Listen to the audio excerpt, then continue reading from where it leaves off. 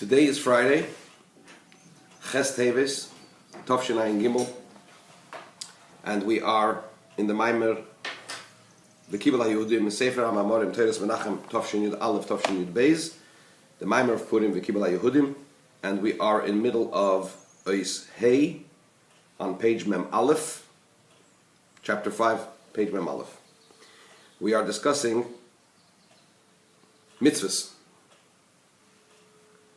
The reason why we are discussing mitzvahs is because Purim brought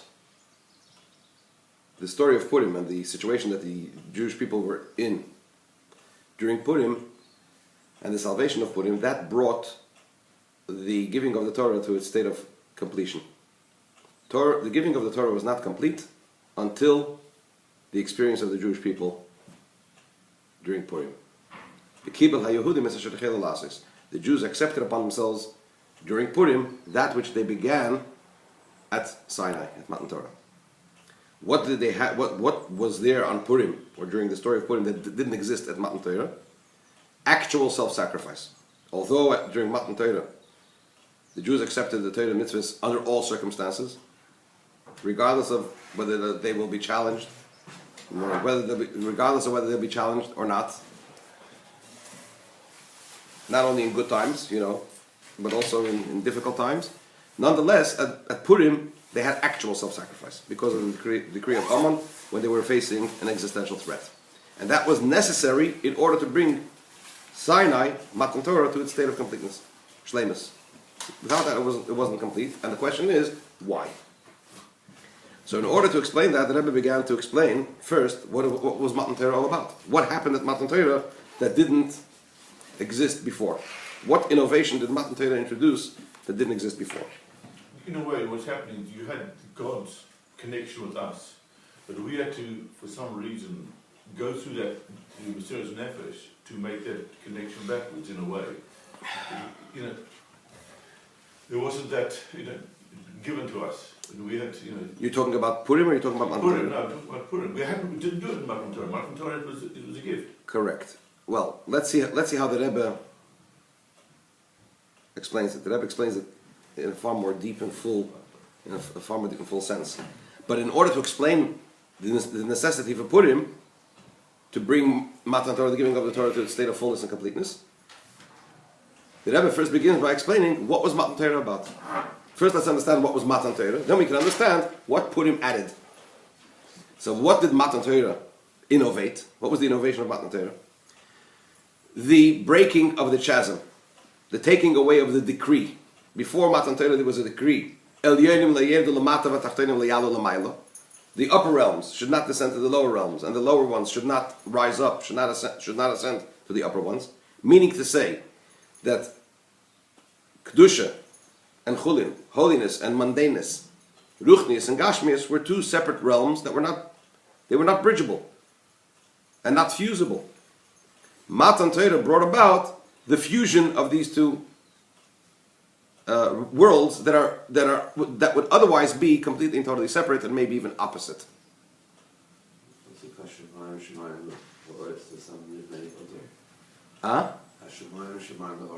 Lashem. Nosan Livnei Adam. No. Yes, there was a separation. And as the Chazal say, that is the meaning of the word Vayered Hashem al Har Sinai. God descended onto Mount Sinai. What does it mean he descended from where? Hashem is everywhere. What does it mean he descended at Mount Sinai? That was the breaking of the chasm. It was the beginning of the process of fusing the two worlds together. Right? Which explains the difference between the way we fulfill the mitzvahs, what we accomplished through fulfilling our mitzvahs, and what the others, our forefathers, accomplished or were not able to accomplish through the fulfillment of their mitzvahs. We are able to bring permanent godliness into the world. We are able to affect transformation through our performance of mitzvahs. The others were not able to. It was transient. They brought Kedusha into the world, which was necessary as a preparation to the permanence of the transformation, which takes place after Matan Torah. But generally speaking, they did not bring about actual transformation. They drew down holiness into the world. They drew godliness into the world. but it was temporary. So long as they did it, and then it moved on. Right?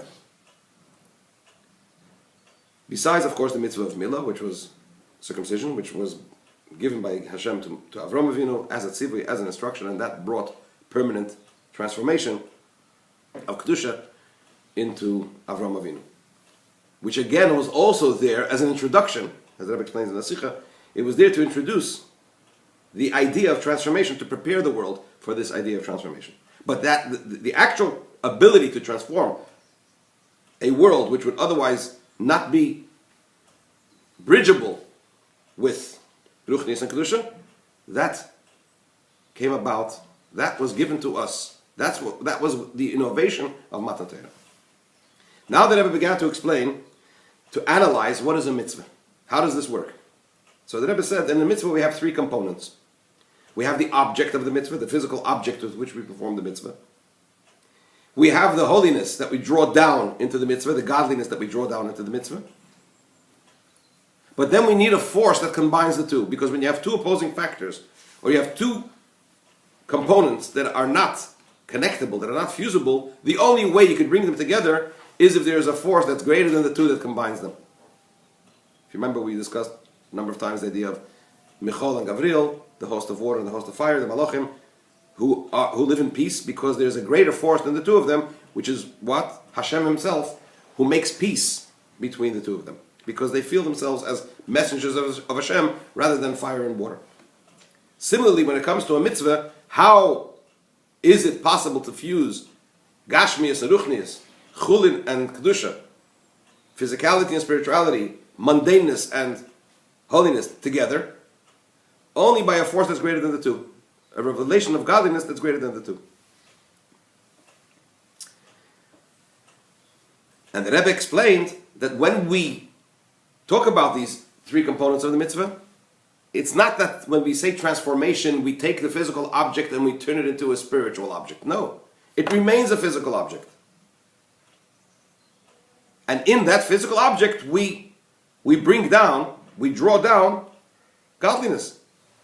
And it fuses with the physical object to the extent that it becomes a holy object, but a holy physical object. It remains in its physical state. Similarly, when we say the Kedusha is drawn down into the Chulin, the spirituality is drawn down, is brought down and fused with the Gashmias, it doesn't mean that the spirituality has now become physical. It remains spiritual. It remains godliness. But it's fused with a physical object. And then there is the force that's greater than the two. The Rebbe explained that these three components, these three aspects of a mitzvah that we just described, are also existent in the way one can fulfill a mitzvah. There is, so in other words, to use the terminology that will be the key words in explaining these three ideas in the various formats that the Rebbe will explain them, there is the Tachton, the low one, there is the Elyon, the upper one, and then there is the power that combines the two, the force that combines the two. The Tachton, the low one, is the physical object. The Elyon is the holiness, the godliness that we draw down and we fuse with the physical object. That's the Elyon, the upper one. And then there's the force that's beyond the two. In the fulfillment of the mitzvah, we have three ways of fulfilling a mitzvah. A person can fulfill a mitzvah sanashim melumada, the command of man which is taught, which means by rote, just because I'm used to doing it, without any life. I just get on with it and I do it because that's the way it is, that's what I've been doing all the time, and that's what I do. That would be considered the tachton. Why am I doing it? It's because of my nature. So that is motivated by what? By the lowest aspect of the human being, his nature, or even his body. It's just certain functions that you do even without thinking, right? That's the tachton in the fulfillment of the mitzvah. Then there's the elyon, when I fulfill the mitzvah because I love Hashem and I want to cleave to Hashem. And as the Alter Rebbe says in Tanya, it's impossible to truly cleave to Hashem unless you fulfill the 248 mitzvahs, because it says in the Tikkun Zohar, the 248 mitzvahs, in the spiritual sense, are God's 248 limbs. So if I want to cleave to Hashem, if I want to take hold of Hashem, if I want to embrace Hashem, how do I do that? By fulfilling His 248 commandments, which are His 248 limbs, which is in the spiritual sense the idea of cleaving to Hashem. But what motivates me then? What motivates me is my desire to be connected to Hashem. So I have an ulterior motive, a holy motive, but an ulterior motive nonetheless. So it's Elyon. Then there is a way to fulfill the mitzvah for no ulterior motive whatsoever, and certainly not because of routine or mitzvahs and nashim l'mada, not because of habit. That is simply to fulfill Hashem's will. God says, fulfill the mitzvahs, and I fulfill the mitzvahs. Can you have the high ones without the low ones when people do it, or it has to be in sequential order? It's a good question, but let me try to say it in other words. All three are necessary. Why? Because as we discussed in the earlier Mamorim, incidentally, these will correspond to the three madrigas that we discussed: Memalek Almin, Sevek Almin, and then what's beyond. This is a theme, a recurring theme in the last few Mamorim. That's why I told Eddie that this will dovetail. And this it'll clarify in a practical way what's the meaning of connecting to Hashem through Memalek, connecting to Hashem, Seviv, Atzmas. You know what I mean? Here you have a description in mitzvahs. There is also, incidentally, there's a difference in. There's a Mamar Chazal that says, "Ilu nitztavinu lachtiv eitzim mayinu lach." Then that would be a mitzvah. If Hashem would have instructed us to chop wood, we would chop wood. If my motivation for fulfilling a mitzvah is because I want to cleave to Hashem, I have a desire to be connected to Hashem. So it's got to do with my mitzias, with my existence. So if I'm more excited by an intellectual challenge, for example, then for me, okay, that will be my choice method. If my desire if my motivation is to fulfill mitzvahs, it's all because it's God's will. It makes absolutely no difference which mitzvah I fulfill. There was a chassid, I forgot his name. I think his name was Reb Nota. He was a chassid of the Mittel and Rebbe. So in those days they didn't have any printed books. They would have ksovim of chassidim. They didn't have printed Chassidus. They had ksovim. They had handwritten copies of Mamorim that Rabbeim said. I mean, they had print at the time. Maybe they even already had printed Sforim, but it was popular for Chassidim to have, copied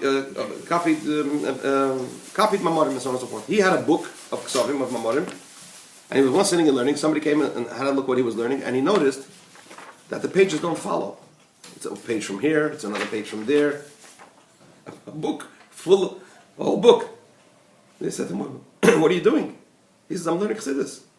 He says, "This is called learning Chassidus." He says, "It's the light of Chassidus, the Eir Chassidus. What difference does it make? If this is Maimer, it's not Maimer. It's the Eir Chassidus." This wasn't a simpleton. This was a Chassid, a Bardas, a Goyen, a Maskil, a Eved Hashem.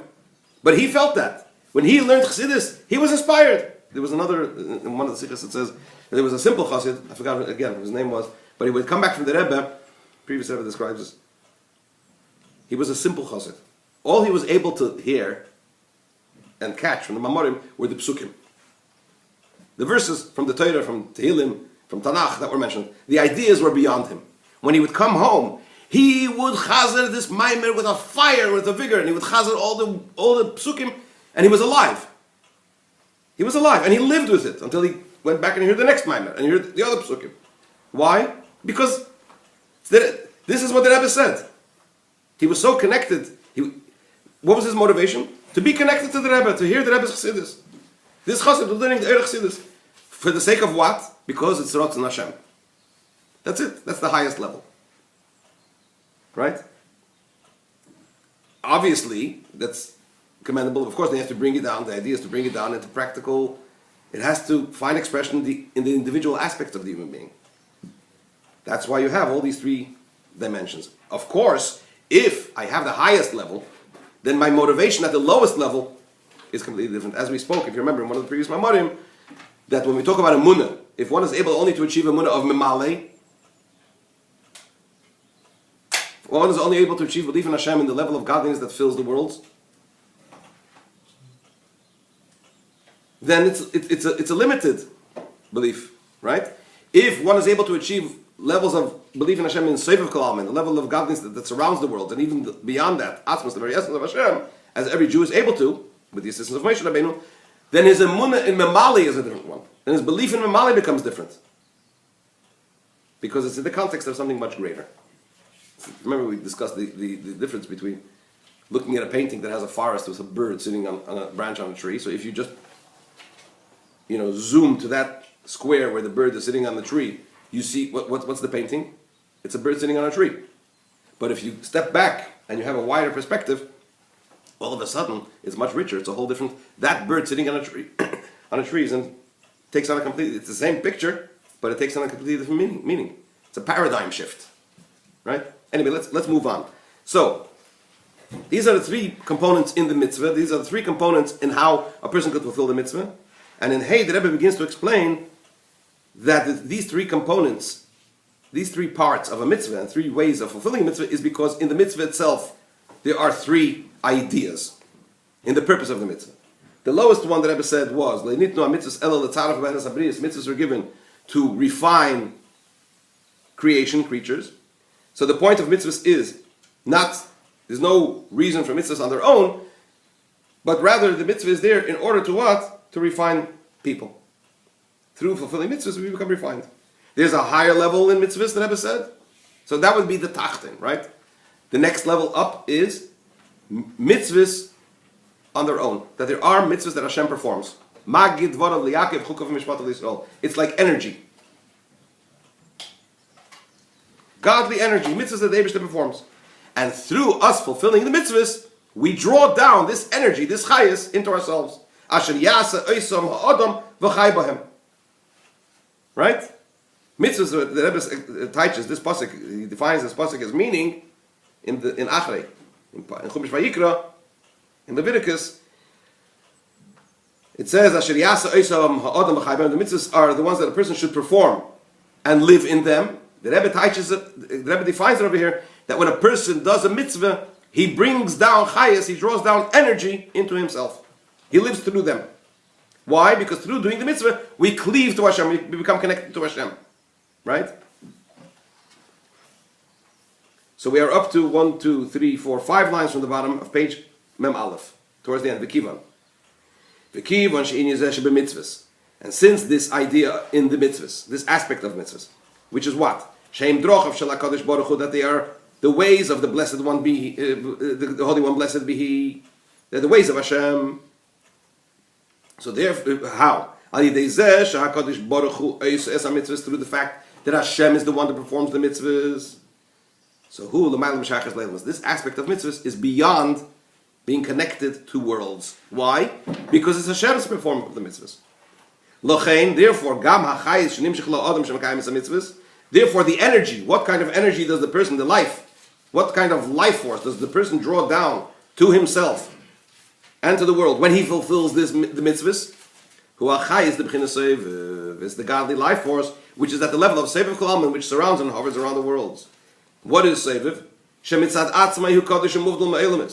On its own, Seviv, the level of godliness that surrounds the worlds, is holy, is separated from the worlds. But if you remember, even though Seviv Kol Almin is a level of godliness which is separate from the worlds, as opposed to Memale, the level of godliness that fills the worlds, B'pnimius internally, but we still say Seviv Kol Almin. It surrounds and it hovers around what? All worlds. So it's beyond the worlds, but it has some kind of an association with the world. So although on its own it is separate from the worlds, nonetheless through the fulfillment of mitzvahs, the person lives by them, by the energy that he draws down from this mitzvah, with an internal chayis, with an internal life. Meaning to say that although the mitzvah on its own, although the level on its own is separate, the mitzvah is a tool by which a person can tap in to an energy which is otherwise beyond him.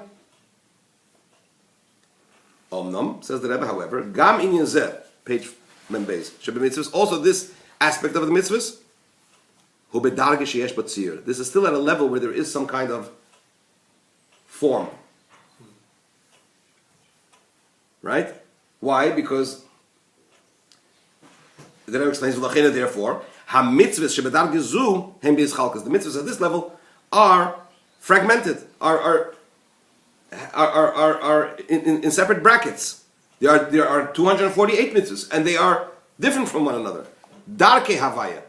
There's a pasuk in Hosea, at the end of Hosea, it says, Mi chacham, it's the last pasuk in Hosea, Mi chacham v'yovin eile novin v'yidoim, ki yishorim darke Hashem v'tzadikim yelchuba.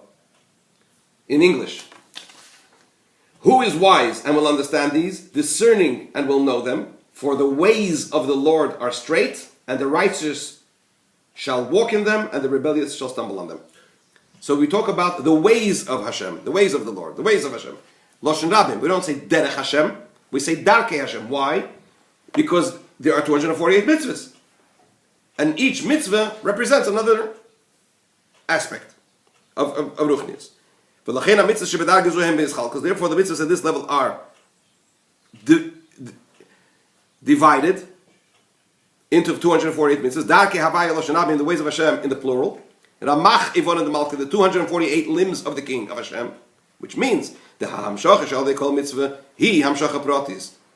That which is drawn down by each individual mitzvah is an individual drawing down, and it represents the drawing down of a particular individual godly energy. For example, just like we call it 248 limbs, so it's similar to the Dugmas, it's similar, for example, to the power of sight that we have in our eye, and the ability to hear, the power of hearing in our ears. Right? So the Koyach and the Koyach Hashmi are different. It's not that it's one energy that expresses itself through the eye and through the ears. No. There is a particular energy, a particular individualized energy that emanates from the soul, which is particular to the eye. There's another particular energy that emanates from the soul that's particular to the ear. Similarly, in mitzvahs, each mitzvah represents the drawing down of a particular energy that is associated with that particular mitzvah, that particular godly limb.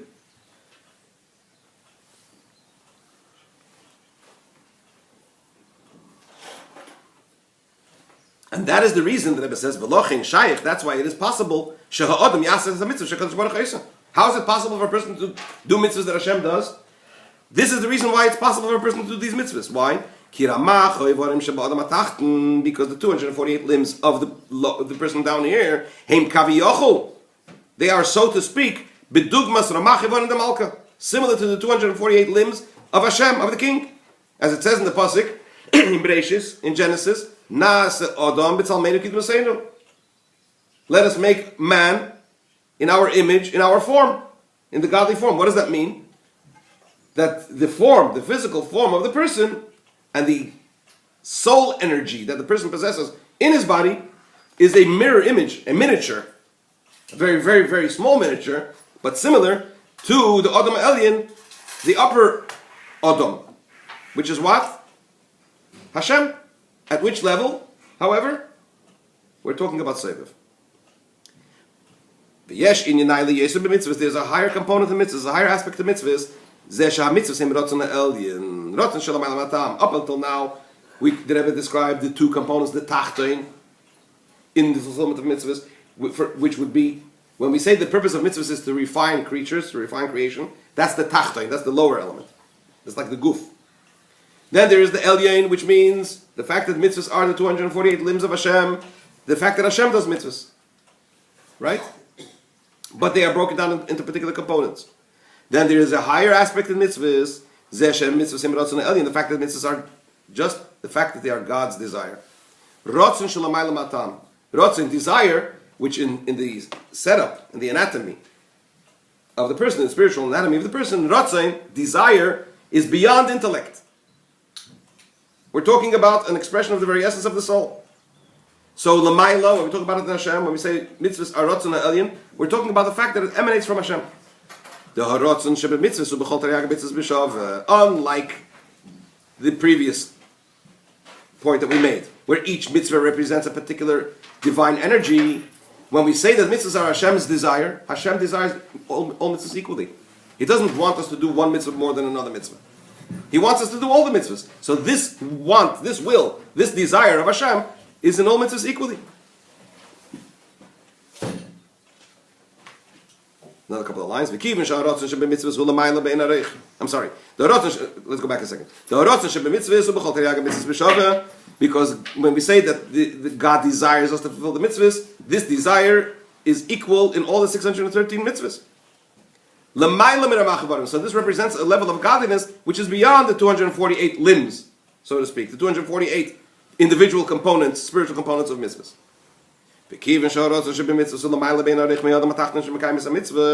And since God's desire that is present in mitzvahs is completely beyond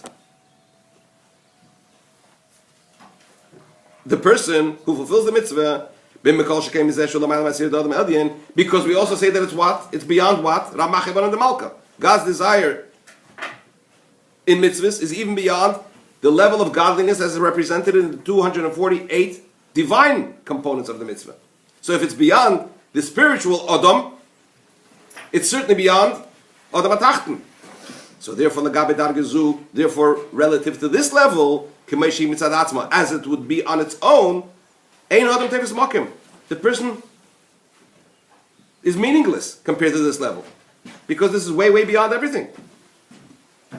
What type of bittul, what type of self-nullification, what type of annulment are we talking about when we speak about this type of unimportance relative to that level of godliness? The bittul, the headed tefisas mokim. When you say ein ha'adam tefis mokim, that it's meaningless.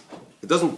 Tefis mokim means it doesn't take up any place. It means that you're basically non-existent relative to this level on its own. When you say that, it means who bittul b'mitzias. We're talking about the ultimate level of bittul, the ultimate level of nullification. Right? So what happens now? So what happens when I fulfill a mitzvah? And also after, there is already the instruction to the person to fulfill the mitzvah. When Hashem says, put on tefillin, tie them to your hand becomes a mitzias. It becomes meaningful in some way because it's necessary to fulfill the mitzvah. And that happens by virtue of what? Of Hashem giving the instruction.